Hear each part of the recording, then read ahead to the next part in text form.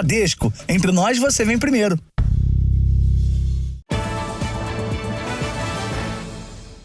Olá, boa noite. Boa noite.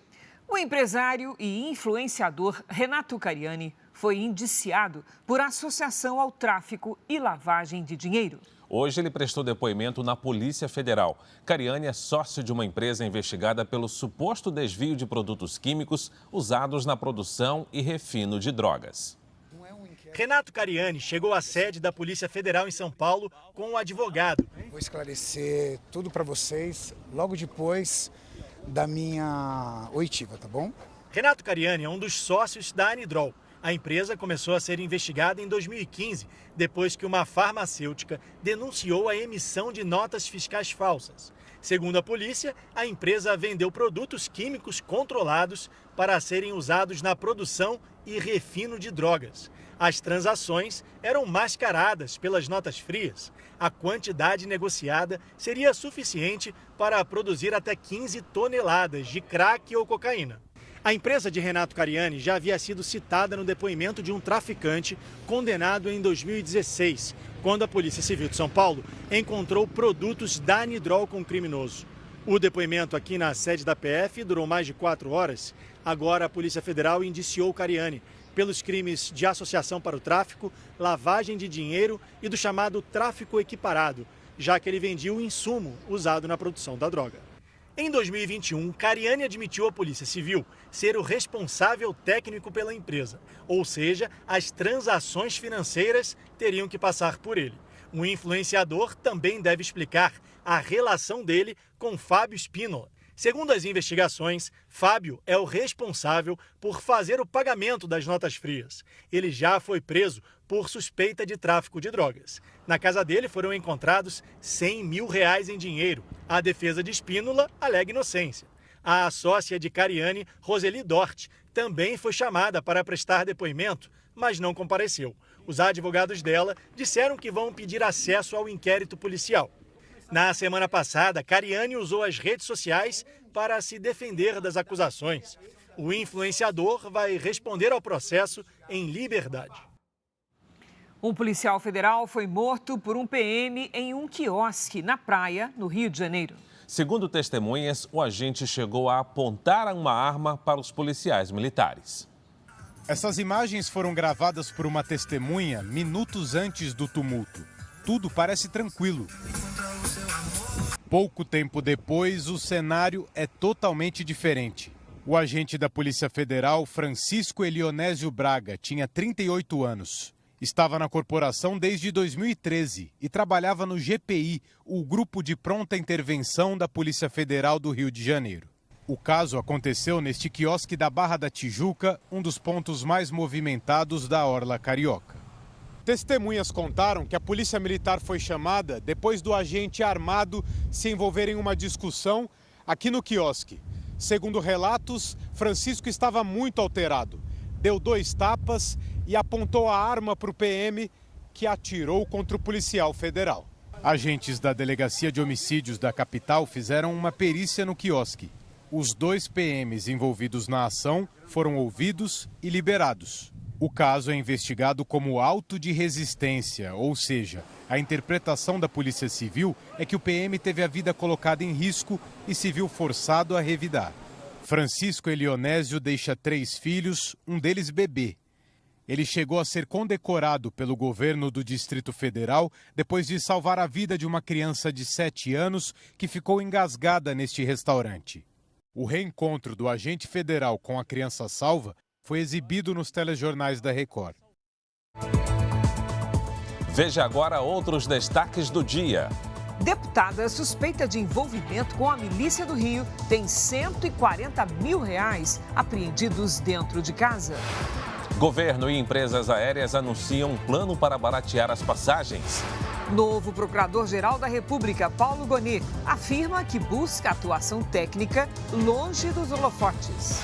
Na Europa, a rede social X é alvo de processo por disseminação de conteúdo ilegal e falso sobre a guerra em Israel.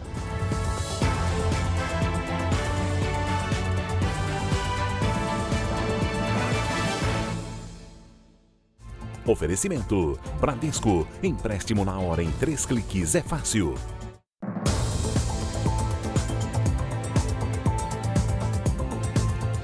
O ex-jogador Marcelinho Carioca, um dos maiores ídolos do Corinthians, passou momentos de terror nas mãos de criminosos. Ele foi sequestrado na madrugada de domingo na Grande São Paulo. Na delegacia, Marcelinho disse que foi ameaçado pelos criminosos e, inclusive, obrigado a gravar um vídeo explicando as falsas razões do sequestro. O ex-jogador de futebol foi localizado no começo da tarde em um imóvel em Itaquaquecetuba, na Grande São Paulo, depois de uma denúncia anônima. Visualizaram duas mulheres nos fundos desse corredor. Visualizaram também uma moto que ela estava parcialmente desmontada. Os policiais militares continuaram naquele corredor, avistaram uma escada dentro do último cômodo. E aí, quando subiram a escada, encontraram o Marcelinho. Ele saiu do local com o rosto coberto e acompanhado de uma mulher.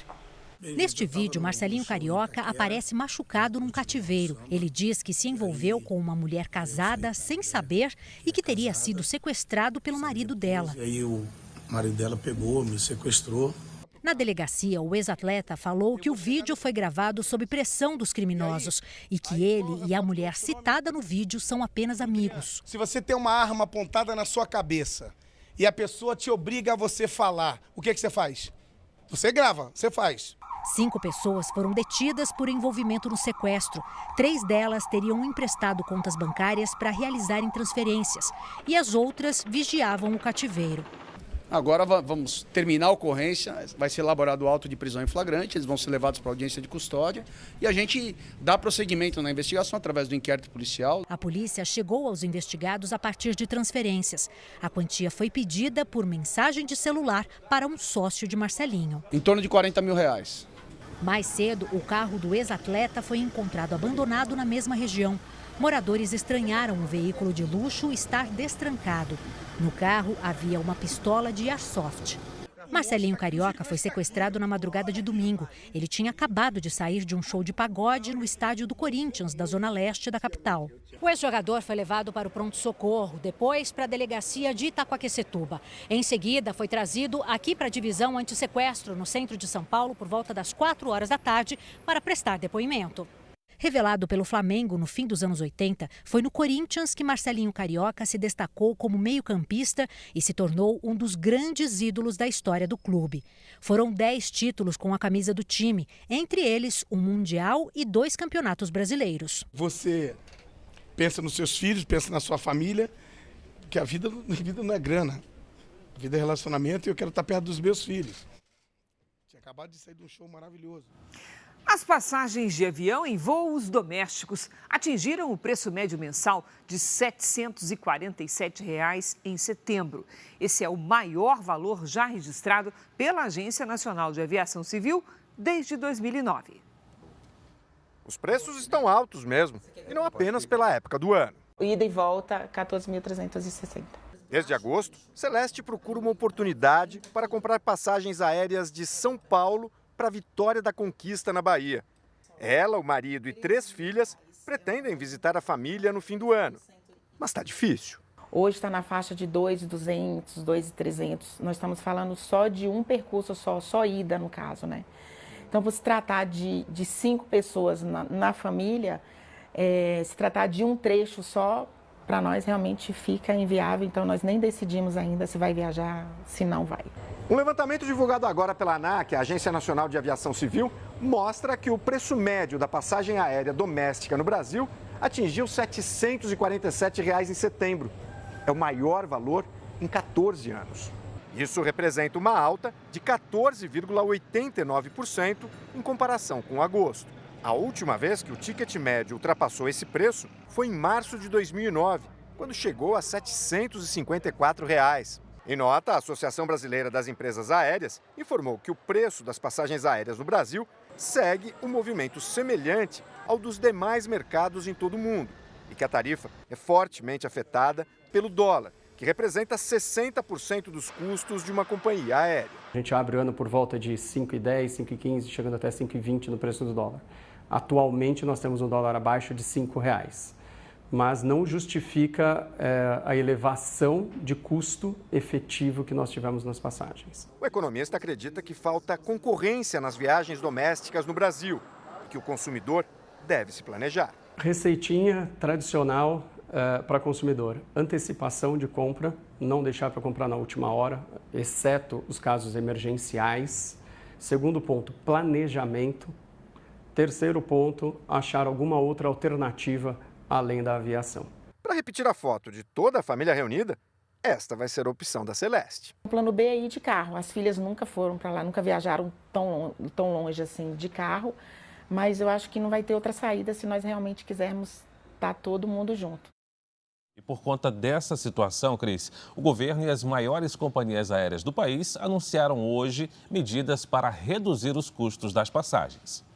O anúncio foi feito por Silvio Costa Filho, ministro de Portos e Aeroportos, e representantes das 3 companhias aéreas que detêm 98% do mercado brasileiro. A ideia do governo é baratear os preços para os clientes que comprarem as passagens com antecedência ao longo dos próximos anos. As aéreas hoje apresentaram ao Brasil mais de 30 milhões de passagens até R$800. Ao longo do ano de 2024, nós vamos cada vez mais ao lado das aéreas, ao lado de todo o governo, perseguir para que a gente possa ter uma redução nas tarifas no Brasil e fazer com que, ao final, o consumidor brasileiro ele viaje mais. Uma das empresas anunciou 10 milhões de passagens por até R$ 799 em 2024. A segunda, 15 milhões de assentos por até R$ 699.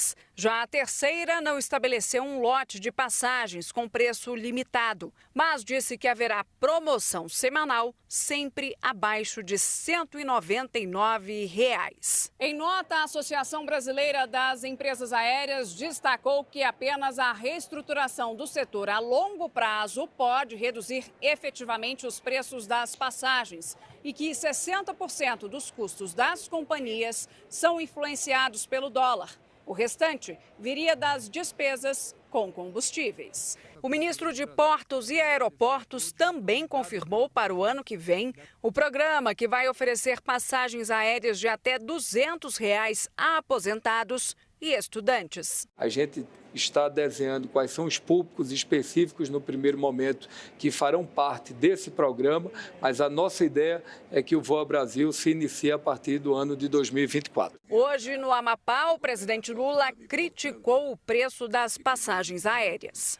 Uma passagem de avião daqui para Brasília chega a custar R$10 mil.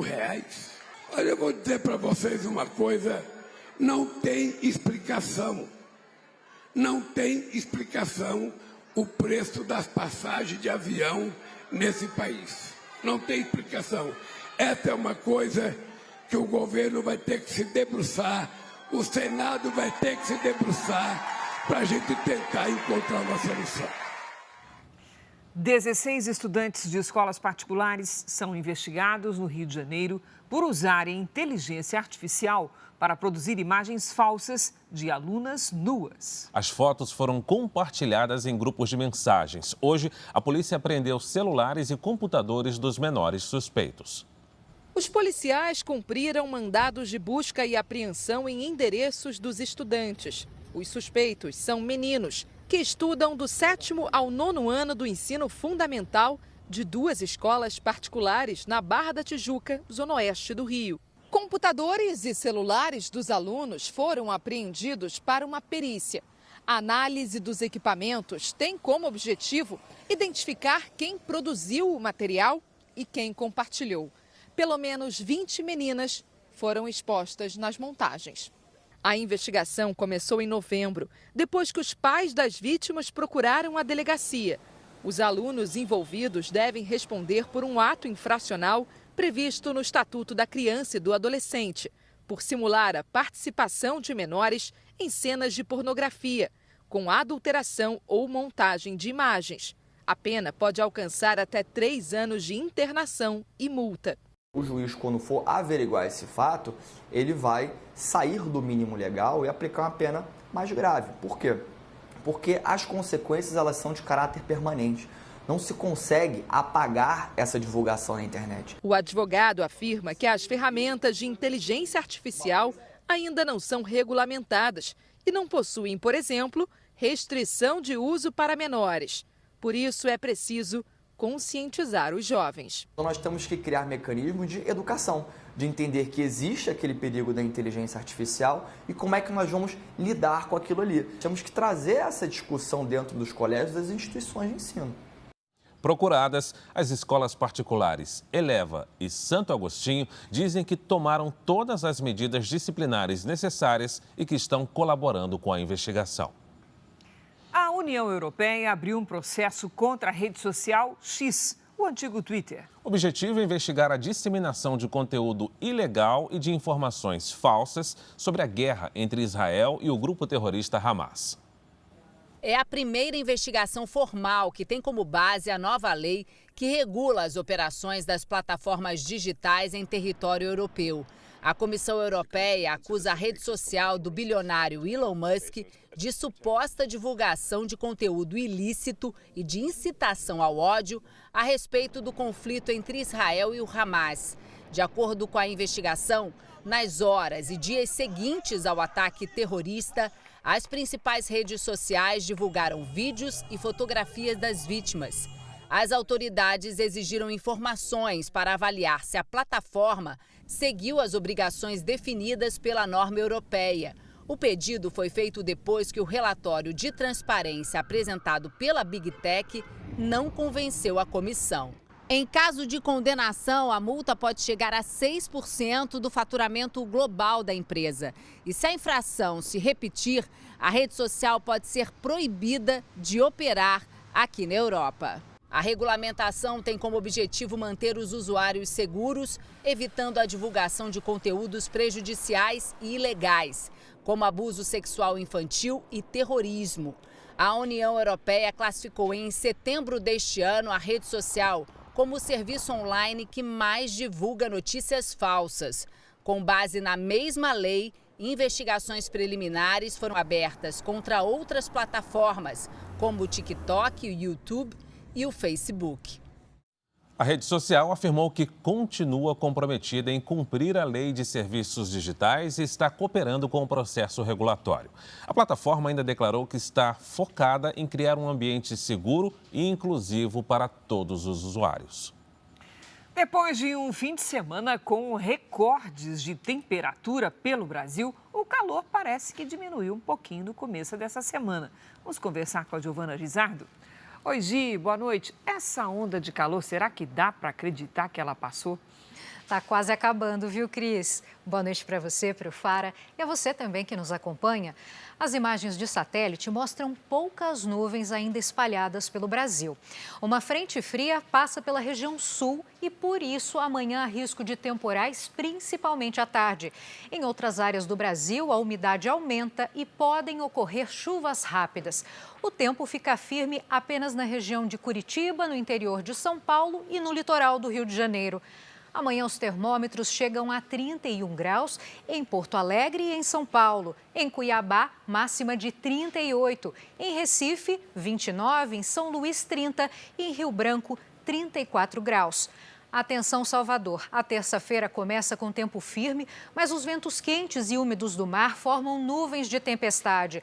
A noite vai ser chuvosa, com risco para alagamentos e deslizamentos. A temperatura chega a 31 graus amanhã, na quarta e quinta-feira, 29, na sexta-feira até 32 graus. Vamos então ao Tempo Delivery. A Silvia é de Amambai, no Mato Grosso do Sul. Oi, Silvia, boa noite. O calorão diminui um pouco a partir de quarta-feira. Amanhã, máxima de 35, depois faz 32 e 33 graus. As pancadas de chuva seguem até o fim de semana, com risco de temporais em pontos isolados. O Eribaldo é de Caetité, na Bahia. Giovana.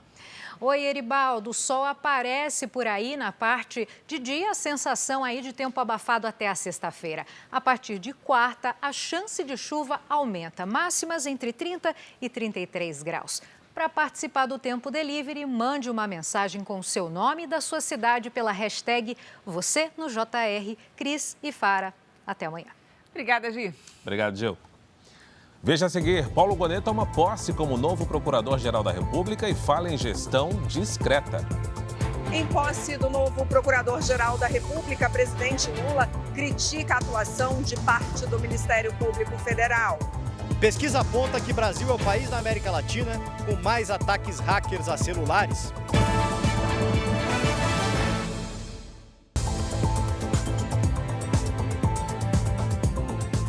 Paulo Gonet tomou posse hoje como novo Procurador-Geral da República e disse que vai atuar tecnicamente sem buscar holofotes.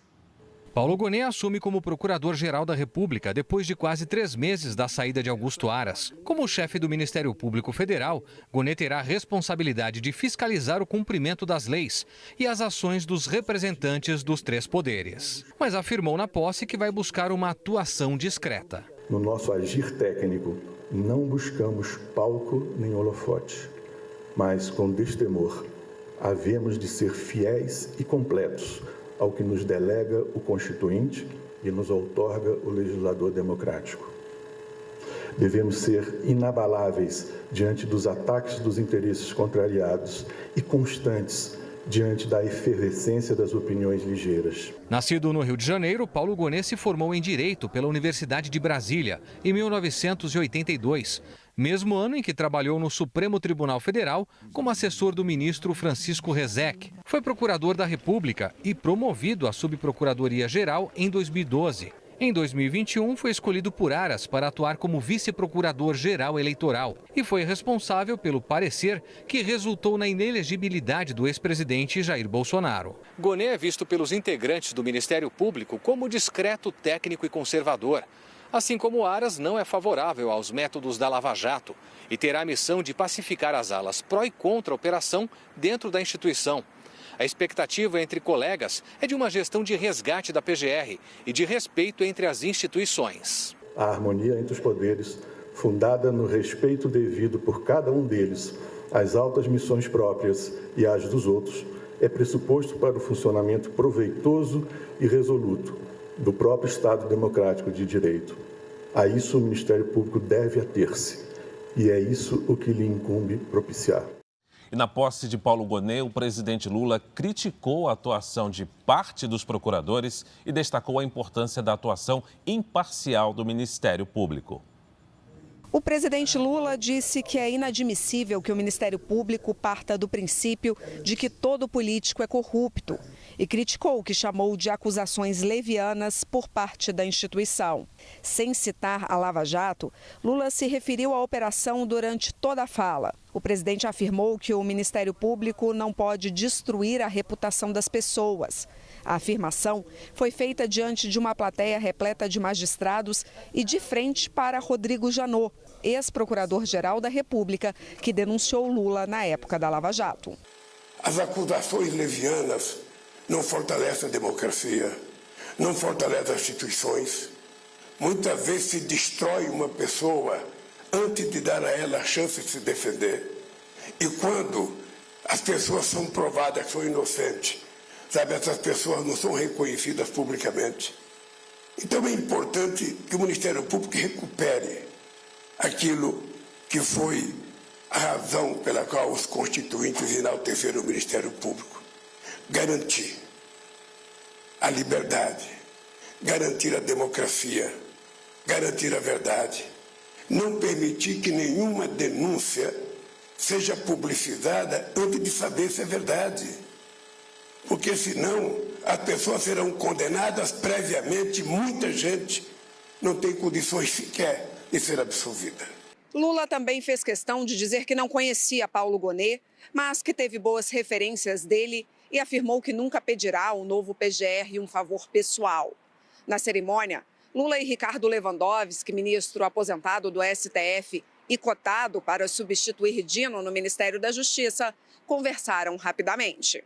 No início da tarde, Lula viajou para Macapá, no Amapá, para participar da entrega de 1.000 casas que fazem parte do programa Minha Casa Minha Vida. O presidente deve enviar ao Congresso Nacional uma medida provisória para reduzir a conta de energia. Recentemente, a população do estado enfrentou um reajuste de 44% na conta de luz. Nós resolveremos o problema da conta de energia do povo do Amapá e o povo do Amapá só pagará a média nacional. 350 milhões de reais para resolver o povo do Amapá.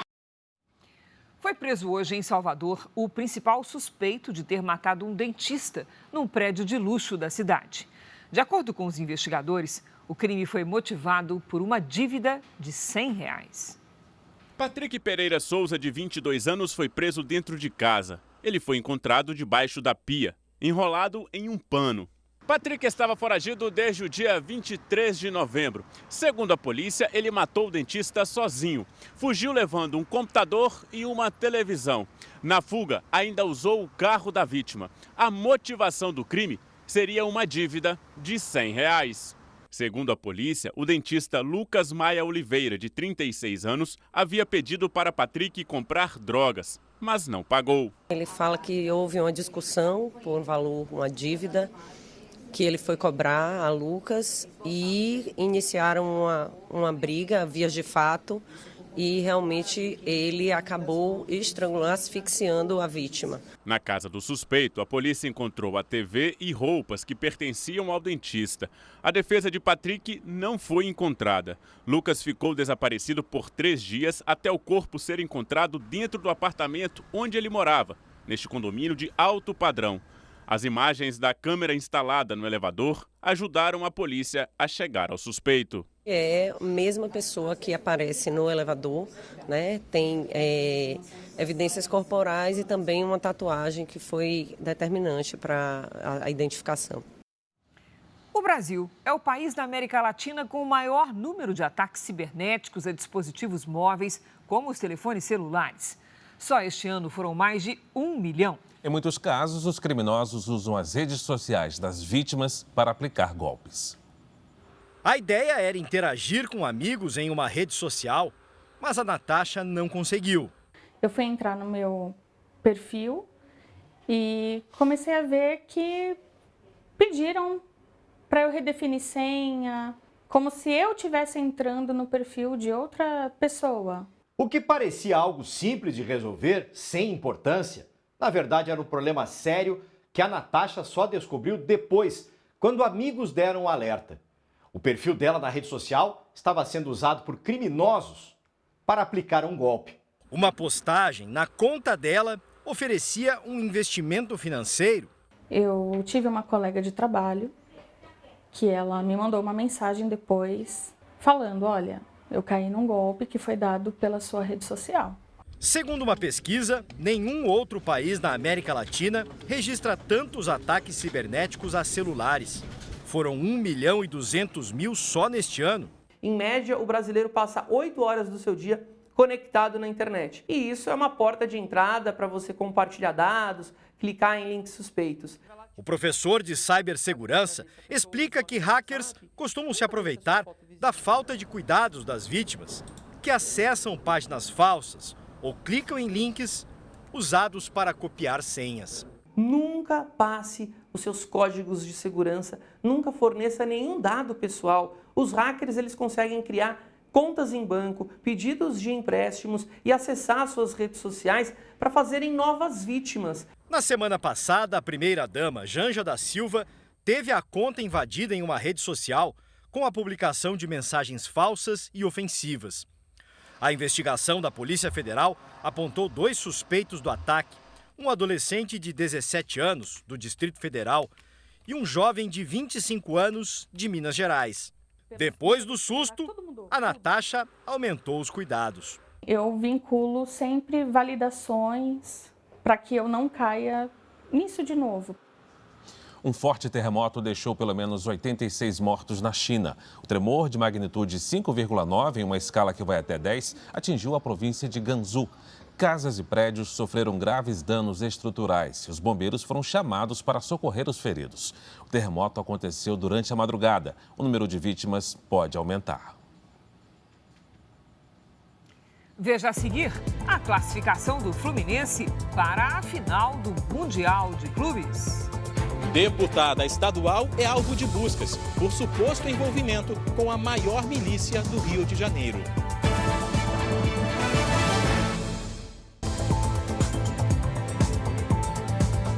Investigadores de São Paulo trabalham com a hipótese de que a morte de 3 pessoas durante uma ação policial foi motivada por um engano. Um empresário atacou a tiros uma policial civil por achar que ela e o parceiro eram criminosos. O empresário Rogério Saladino foi enterrado hoje em um cemitério da Zona Sul de São Paulo. Ele foi morto pelo policial civil Felipe da Costa depois de balear a investigadora Milene Estevan em um bairro nobre de São Paulo. Milene foi enterrada ontem. A despedida foi ao som de sirenes e aplausos dos colegas. Felipe e Milene investigavam uma ocorrência de furto na mesma rua e estavam pedindo imagens de câmeras de segurança na casa do empresário. Usavam um carro descaracterizado, mas estavam com os distintivos. Rogério abriu o portão da garagem já com a arma em punho e atirou em Milene. Do outro lado da rua, Felipe reagiu e baleou o empresário. O segurança Alex James Gomes Muri, que trabalhava para Rogério, pegou a arma e também foi baleado. Rogério, Milene e Alex não resistiram aos ferimentos. Por enquanto, as investigações levam a polícia a acreditar que Rogério Saladino desconfiou da presença dos investigadores em frente à casa dele, achando que eram criminosos disfarçados. Para um especialista em ciências policiais com quem conversamos, o empresário deveria ter ligado para o 190 da Polícia Militar e não sair atirando. Se fosse uma questão só de proteção, de ele estar com medo, era só não abrir o portão, chamar a polícia, ligar 190, pedir a presença de uma viatura, confirmar se eram policiais que estavam na frente da casa dele, e aí tudo bem. Agora, sair atirando, e já dá para ver que é uma pessoa totalmente despreparada. Milene trabalhava há 7 anos na Polícia Civil e tinha uma filha de 5. Rogério Saladino era sócio-presidente de um laboratório de medicina diagnóstica. Ele tinha autorização para ter armas em casa, mas das 2 apreendidas, só uma estava legalizada. Também foram encontradas porções de maconha, haxixe e drogas sintéticas. O especialista defende a realização de um exame toxicológico. Para a gente verificar se havia presença de álcool, se havia presença de drogas, qual a quantidade, se aquela quantidade poderia realmente fazer com que a pessoa não agisse no seu pleno controle. Uma deputada estadual do Rio de Janeiro foi afastada do cargo pela Justiça por suspeita de envolvimento com a maior milícia do estado. Hoje, uma operação na casa dela encontrou quase R$150 mil em espécie. 8 mandados de busca e apreensão foram cumpridos. Um deles na casa da deputada estadual Lúcia Helena Pinto de Barros, a Lucinha, do PSD. No local, foram apreendidos R$148 mil em espécie e 2 armas, além de computadores e documentos. Os policiais também estiveram no gabinete dela, na Assembleia Legislativa e num centro social comandado pela política. Eleita 4 vezes deputada estadual do Rio de Janeiro, Lucinha é investigada por suposto envolvimento com a milícia que atua em seu reduto eleitoral, a zona oeste da capital. A investigação da Polícia Federal e do Ministério Público Estadual aponta que a parlamentar fazia articulação política para atender aos interesses do grupo comandado por Luiz Antônio da Silva Braga, o Zinho, chefe da maior milícia do estado. A deputada seria chamada por ele de madrinha. Entre os favores estariam alertas sobre operações e privilégios no monopólio da quadrilha sobre o transporte alternativo. A denúncia apurou ainda fortes indícios de que a deputada intermediou a soltura de milicianos presos em flagrante por policiais militares em novembro de 2021. Em uma mensagem, Lucinha disse: "Ontem eu fiz a minha parte. Acho que ajudei em tudo. Vou quebrar meu telefone agora." Zinho e outros integrantes da milícia também são investigados por tráfico de armas, homicídios, extorsão de dinheiro e corrupção. A deputada estava em casa quando os agentes chegaram e foi trazida aqui para a sede da Polícia Federal para prestar esclarecimentos. Por decisão da Justiça, Lucinha foi afastada do cargo por tempo indeterminado e está proibida de manter contato com políticos e de frequentar a Assembleia Legislativa. Uma assessora da deputada também é investigada por ajudar a organização criminosa. O PSD informou que aguarda acesso aos autos para emitir um posicionamento. Eu acho que a ampla defesa contraditória tem que prevalecer sempre. A acusação é muito séria. Tem que ter calma, porque às vezes o curso das investigações levam para outro lugar. A deputada Lucinha não se pronunciou. 7 pessoas foram presas por envolvimento com jogos de azar no Pará e em Pernambuco. Entre os investigados estão influenciadores digitais que divulgavam as apostas nas redes sociais. Carros importados, motos, aparelhos eletrônicos, máquinas de cartão e documentos estão entre os materiais apreendidos pela polícia hoje de manhã. 13 mandados de busca e apreensão foram cumpridos em endereços ligados aos suspeitos. 6 pessoas foram presas no Pará e uma em Pernambuco. O jogo, que era divulgado pelos investigados, é considerado ilegal no Brasil, porque depende exclusivamente da sorte para ganhar ou perder dinheiro.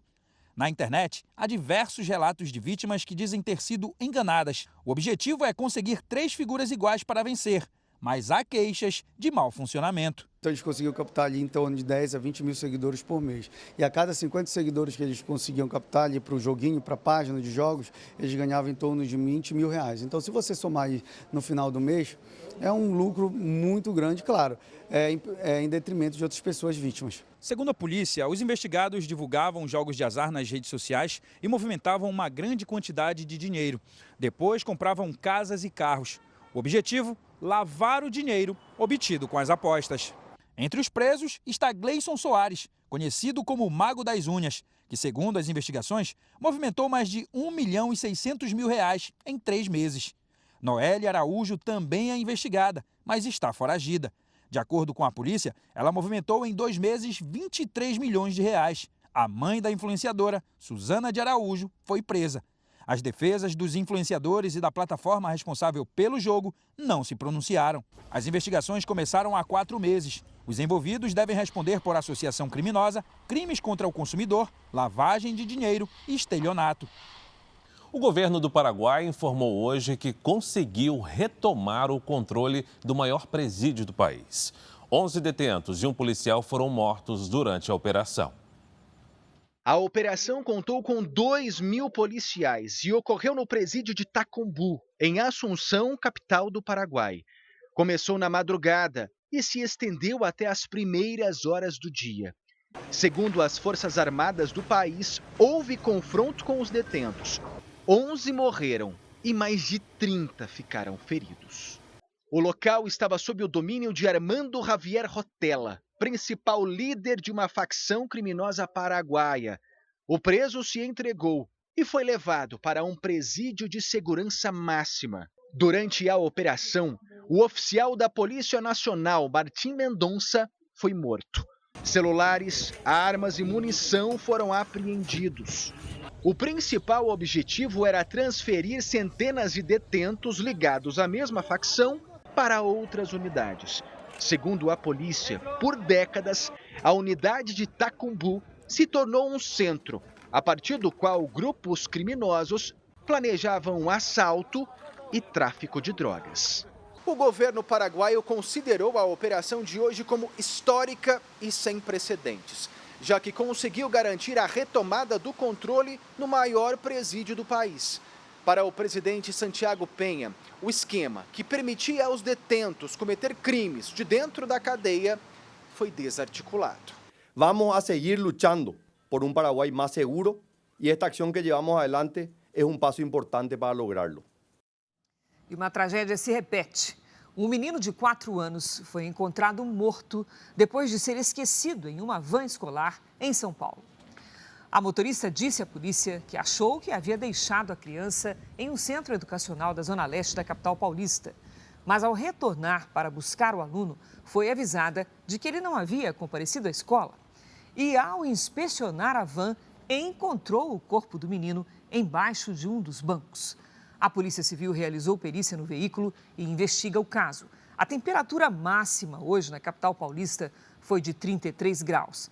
No mês passado, um menino de 2 anos também morreu ao ser esquecido em uma van escolar na zona norte de São Paulo. Uma menina de 10 anos morreu após ter os cabelos puxados pela bomba de sucção de uma piscina. Sara de Queiroz estava com outras crianças em um sítio na zona oeste do Rio. Ela chegou a ser socorrida, mas sofreu uma parada cardiorrespiratória assim que chegou no hospital. A polícia investiga o caso. A queda de um meteoro provocou um clarão no céu, seguido de explosão na Chapada Diamantina. O fenômeno foi registrado por câmeras de segurança em diferentes pontos da cidade de Ceabra, na Bahia. Segundo pesquisadores, o meteoro tinha cerca de 1,5 metros. Uma análise em amostras da Lagoa Mundaú, em Maceió, revelou que não houve alteração na qualidade da água após o rompimento de parte da mina 18 da Braskem. Segundo os pesquisadores da Universidade Federal de Alagoas, o monitoramento vai continuar a ser feito. Fim de ano é hora de começar a planejar as finanças para 2024. A Patrícia Lages está conosco e vai dar umas dicas para quem quer um ano com mais dinheiro no bolso. Boa noite, Paty. Todo mundo quer, né? Todo mundo. Tarefa importante, né, Cris? Boa noite para você, boa noite, Fara, boa noite para você de casa. Uma das causas de endividamento é justamente a falta de planejamento financeiro. E nós vamos ver o porquê. Controle financeiro nada mais é do que anotar todo o dinheiro a receber e todas as despesas a pagar. Dá para usar desde um simples caderno até uma planilha de computador. Agora, isso muita gente até faz. Só que a diferença de controle para planejamento é fazer essas anotações antecipadamente, ou seja, para todos os meses do ano, não só para o mês seguinte. Assim, ao ter a previsão para o ano inteiro, é possível verificar os meses em que pode haver falta de dinheiro e tomar alguma providência antes de ficar inadimplente. Planejar é prever os meses em que há menos despesas e direcionar o dinheiro para os meses em que há mais despesas. Assim, é possível fazer um equilíbrio maior no orçamento e evitar a inadimplência.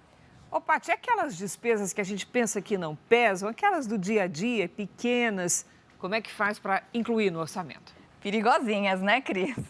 Olha só, esses são os gastos extraordinários, que são despesas como, por exemplo, lanches, transporte público, pequenas recargas de celular, itens de papelaria e coisas de baixo valor, mas que, quando somadas, levam boa parte do orçamento. Um exemplo aqui, olha só, um gasto de R$ 6 todos os dias representa, ao final de um ano, mais de R$ 2.000. A dica é definir um valor mensal para essas despesas e anotar para não perder o controle. No início, o planejamento pode exigir um pouquinho mais de atenção, mas com o passar do tempo acaba se tornando um hábito e o seu bolso vai agradecer. Aproveite também para acessar os conteúdos sobre finanças do R7 Renda Extra. Cris, Fara. Obrigada, Paty.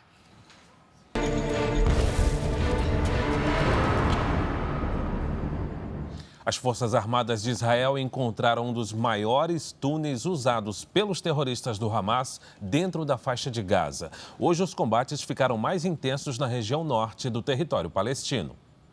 O exército de Israel anunciou que derrotou as forças do Hamas na área de Beit Hanun, no norte de Gaza, e que dominou todos os locais usados como base pelos terroristas, incluindo escolas e edifícios públicos. Perto dali, em Jabalia, os combates aumentaram nas últimas horas. Segundo as autoridades de saúde de Gaza, mais de 100 pessoas morreram.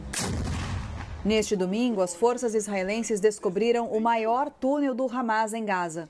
A passagem é grande o suficiente para o tráfego de veículos e a profundidade pode chegar a 50 metros. O local é equipado com sistemas de eletricidade, de ventilação e de comunicação. A rede de túneis do Hamas em Gaza pode chegar a 500 quilômetros de extensão. Destruir essas passagens subterrâneas é uma das prioridades do exército israelense. A dificuldade é que muitos reféns podem estar agora nestes locais. Em Tel Aviv, o primeiro-ministro Benjamin Netanyahu recebeu o secretário de Defesa dos Estados Unidos, Lloyd Austin. No encontro, o ministro da Defesa israelense, Yoav Gallant, afirmou que a vitória de Israel é a vitória do mundo livre, liderado pelos Estados Unidos. Na reunião, também foram discutidos os ataques da milícia rebelde do Iêmen contra os navios de carga no Mar Vermelho. O grupo Houthi, que é apoiado pelo Irã, tem lançado bombas principalmente contra embarcações comerciais com destino a Israel. Do lado de fora do prédio, familiares dos reféns fizeram uma manifestação. O pai de Noam é um dos reféns dos terroristas. Não é certo que um homem de 80 anos seja mantido num túnel em Gaza. Precisamos que o mundo inteiro diga isso de forma bem clara, afirmou a israelense. Nos Estados Unidos, uma pesquisa diz que apenas 1/3 dos eleitores apoia o governo do presidente Joe Biden. Já o ex-presidente Donald Trump anunciou que vai realizar a maior deportação de imigrantes ilegais da história do país se voltar à presidência e quer cobrar da Europa um valor bilionário pela ajuda oferecida à Ucrânia. A menos de um ano da eleição, Donald Trump aparece como favorito na corrida à Casa Branca. Não só no Partido Republicano, mas também em uma possível disputa contra o atual presidente Joe Biden. Uma pesquisa divulgada hoje mostra que apenas 34% dos americanos aprovam o governo Biden. É o nível mais baixo nas pesquisas da Universidade de Monmouth, desde que ele assumiu a presidência em 2021. 28% criticam a inflação, que no atual governo alcançou o nível mais alto em 40 anos. Outros 26% dos entrevistados são contra a política migratória, que não evita o fluxo de ilegais pela fronteira com o México. Já o republicano Donald Trump disse que pretende realizar a maior deportação de imigrantes ilegais da história do país.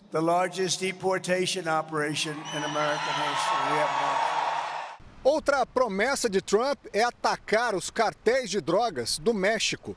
O ex-presidente quer usar as forças militares dos Estados Unidos contra narcotraficantes e enquadrar os líderes desses grupos como terroristas. Trump também ameaçou apertar o cerco contra o Irã, regime apontado pelo governo israelense como um dos principais financiadores de grupos extremistas. Além disso, afirmou que, se for eleito, vai cobrar da União Europeia um valor equivalente a 980 bilhões de reais pelo arsenal de guerra enviado à Ucrânia. O combate à invasão russa já passa de 1 ano e 9 meses. Fortes chuvas provocaram inundações e danificaram casas, carros e estradas na Austrália. Crocodilos invadiram áreas urbanas e foram capturados.